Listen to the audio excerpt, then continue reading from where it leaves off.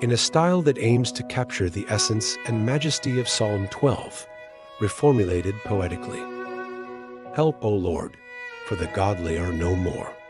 The faithful have vanished from among men. Every word is but a lie. With flattering lips they speak, with hearts full of deceit. The Lord will rise and stand. He hears the sighs of the oppressed, the cries of the needy. I will now arise, declares the Lord. I will protect them from those who malign them. The words of the Lord are pure, like silver refined in a crucible, like gold purified 7 times. You, O Lord, will keep the needy safe and protect us forever from the wicked, who strut about when what is vile is honored by the sons of men. In his sanctuary, truth will reign, justice and mercy in his hand. The righteous will see his face, and in his light we will stand.